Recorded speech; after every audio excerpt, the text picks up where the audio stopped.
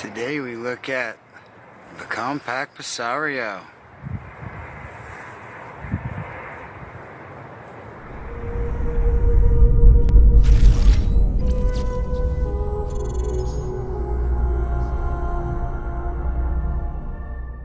Alright, good day.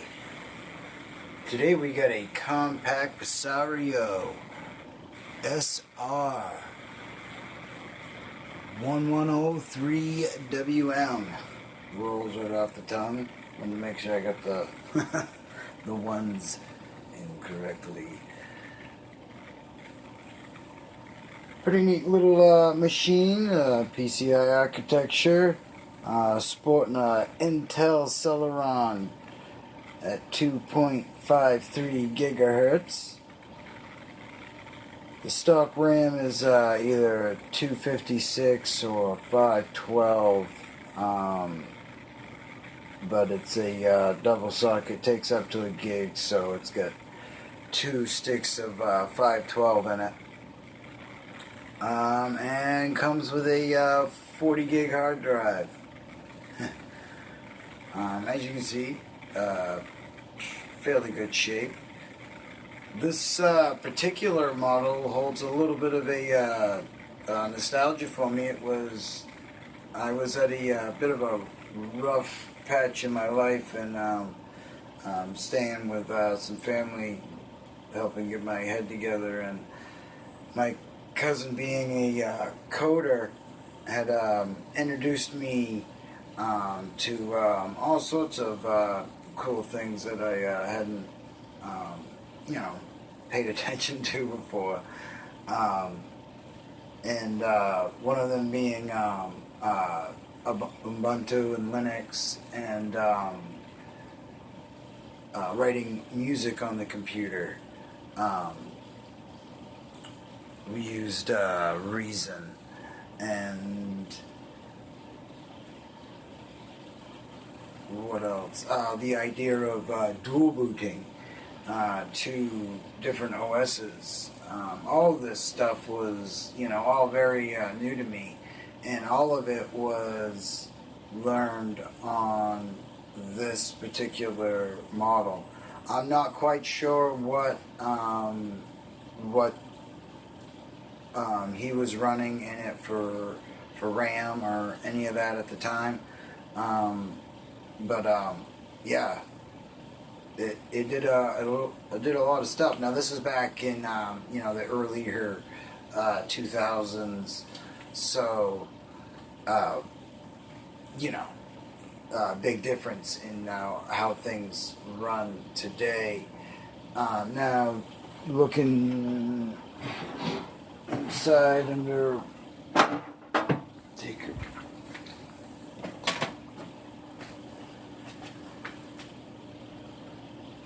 looking at just the standard affair. Nothing too out of the realm. I got a sound blaster in there, naturally. But other than that, everything that you see in there is stock. One funny is the I always thought it was kind of cute, the chromed out handles on the heat sink, the whole clamp that holds that, and every one of them friggin' designs suck, in my opinion. But yeah, if you want to get a look in, get yourself some porn, some computer porn in. There you go. Looking at her nice naked wires there.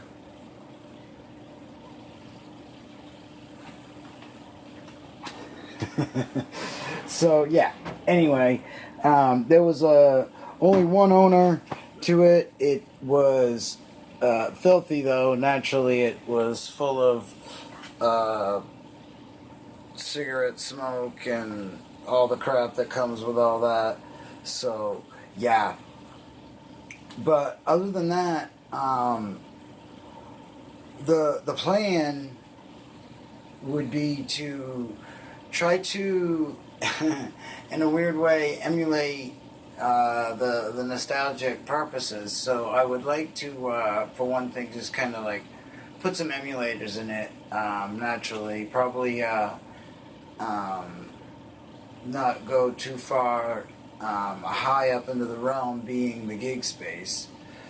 So stay into the lower end of emulators, and it's probably going to run all of those the best and snappily, and really get the where you can take advantage of the emulators or whatever, and not have to worry about any bog down or any of that.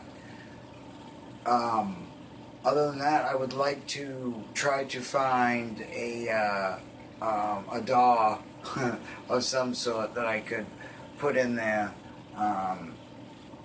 Just for nostalgia purposes, and maybe be able to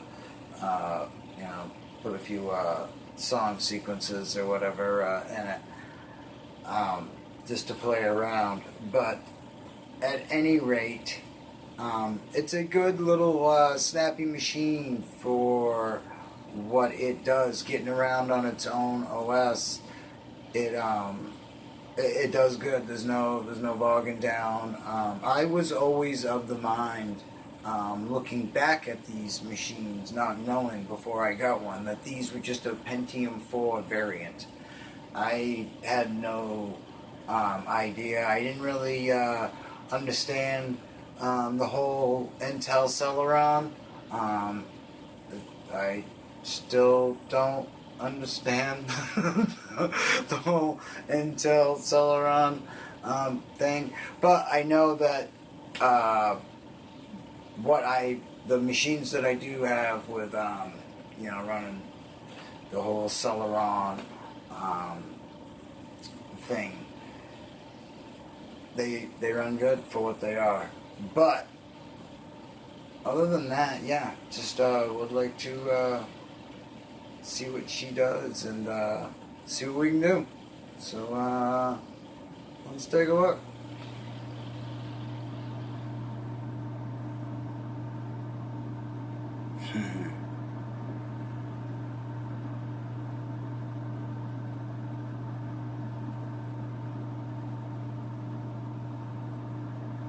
Alright, firing her up. You see Windows XP Home Edition. Oh yeah.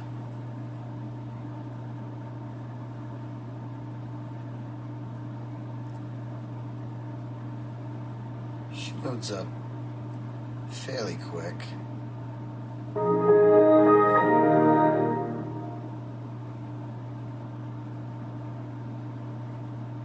Not too shabby. Now right off, given the gig space, and well, first of all, I had some internet issues and everything with this, and it ended up, just being in more trouble than it was worth. When I got to thinking about it, anything that I would want to put in it, I can get without having to worry about hooking this up to the internet in order to just download any drivers or anything that I might need. So it seemed better to just err on the side of caution and just not waste my time with having to even worry about security or any of that crap, because that's just more stuff to bog down the system when I'm only looking to use it for some fun things. Now right off here, yeah, there was a bunch of crap in here. I got rid of just a lot of the bloatware, a lot of the stuff. Now there's still quite a few things that I left in here just out of morbid curiosity, more or less. But then realizing that a lot of it, they want you to get on the internet. So a lot of this is all gonna go. But I thought, just for the sake of looking back at what these things, now I put this in here.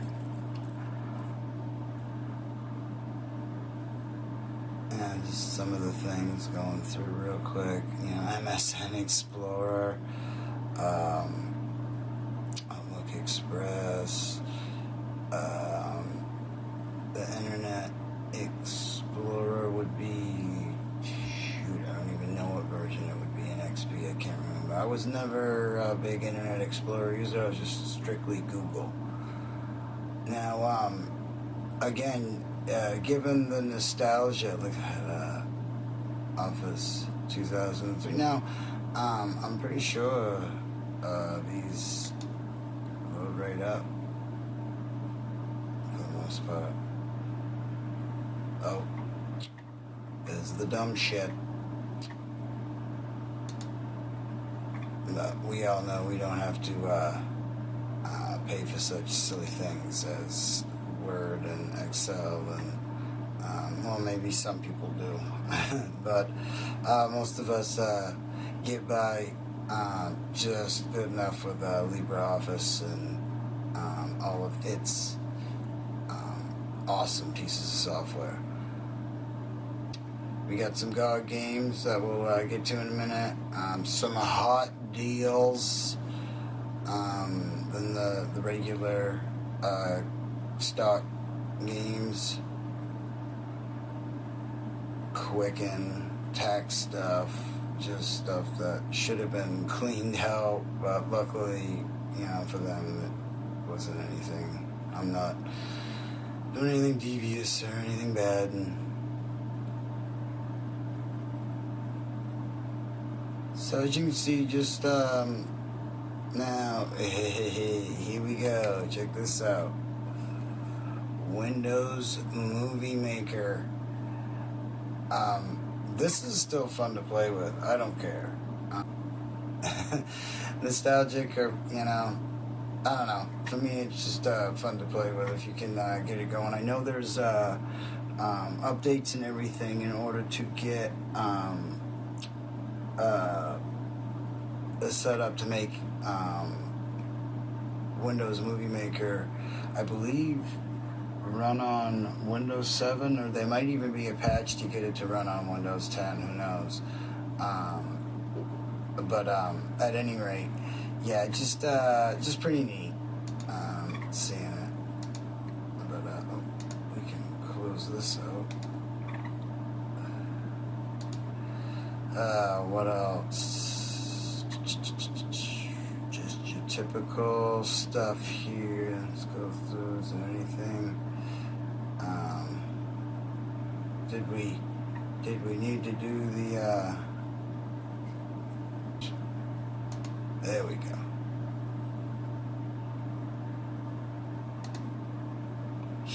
Welcome to Windows XP from Microsoft, the new version of Windows that brings your PC to life. Experience the best. Experience Windows XP. See for yourself how easy Windows XP is to use. Take this brief tour. Safe and easy personal computing. Thanks to Windows XP, personal computing just got a whole lot easier and more fun. Unlock the world of digital media. Windows XP is your ticket to exciting digital media at home and on the internet. The connected home It's and office. crazy how far. Get connected.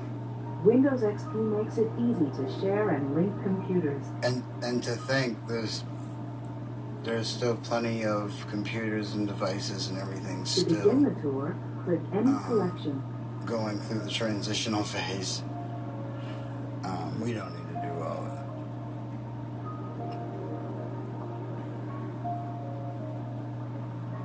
Friendly new screens, simplified menus, and a whole lot more. Discover Windows XP's fresh, streamlined design.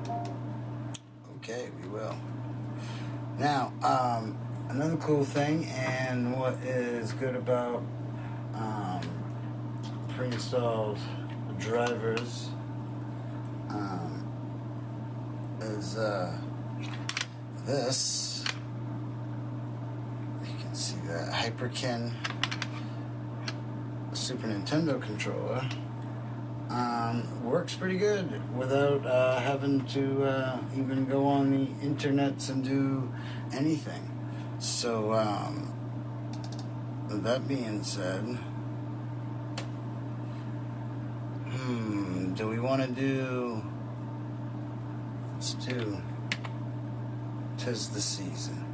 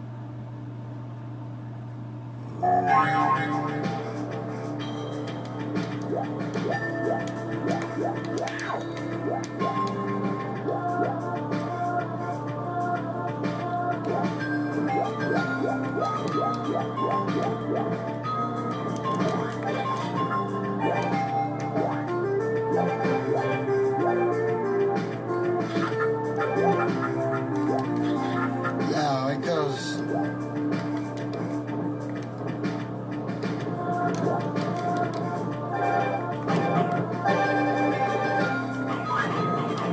Now it goes without saying that Windows XP is going to run Jazz Jackrabbit. The point was just to show you that this it will actually run with most games, so that's pretty cool right out of the box, and it's a pretty handy dandy controller excuse me, to use with a lot of the games, and even a lot of the older DOS games, because you know, there's just the basic functions when it comes down to it, you know, like Jill of the Jungle and stuff like that. So, you know, you got like stuff like Gex, all works with the Motor Racer, the Final Goddess, which is, I believe, like a Jill of the Jungle, basically, kinda. Yeah, so you got those, and let's see, now when it comes to the emulators, what, basically up to Nintendo 64, perfect emulation, beautiful, runs nice and smooth, no hiccups, every game, as long as the emulator runs it, the machine will run it. Where start getting into trouble is getting up into even the Neo Geo and the PS1, because of the need for different drivers and stuff. But here's the thing, with what I want to do with this machine, given the nostalgia for me for it, and the limited space in the stock drive the way it is, basically that's kind of as far as I want to go, is to do like all the 8-bit systems, and then right up to Nintendo 64, and I'll maybe just do Sega and Nintendo, all the way up to Nintendo 64, because we got the Game Boy and stuff like that to put in there. But with that said, possibly what I would like to do is put a some type of a DAW in it, an open source, preferably, something that obviously doesn't suck up a whole lot of resources. So that's usually on the side nowadays where you're going to find something. I know there's tons of things I could get to run on this. But yeah, given the nostalgia with you know, the machine and the history or whatever, on the personal level, I just like to go that way with this, and just have it be a simple emulating machine, and some simple games, as you can see, like the DOS era and stuff game and stuff like that, and yeah, making some tunes, man.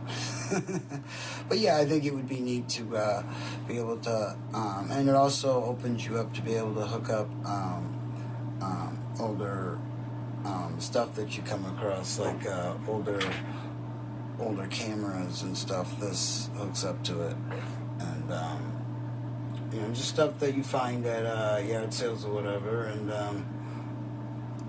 get to play with some of it you maybe didn't get to play with when it came out. So that's another thing these machines give you a chance to do, is play with the toys that you never got to. Because now with things moving along so quick, it's like, oh, you can't use that no more, you gotta use this. So it's like, But anyway, guys, hope you enjoyed this little tour of the Compaq Presario. It's a pretty fun little machine for what it is. One of my favorite features. The green light. And ironically enough, the OS of Linux that I was introduced to was Linux Mint. So, yeah. But at any rate, I hope you all enjoyed this little look back at the Compaq Presario. It's a cool little machine. I can see we're going to have some fun times with it. So, hope you all have a great day.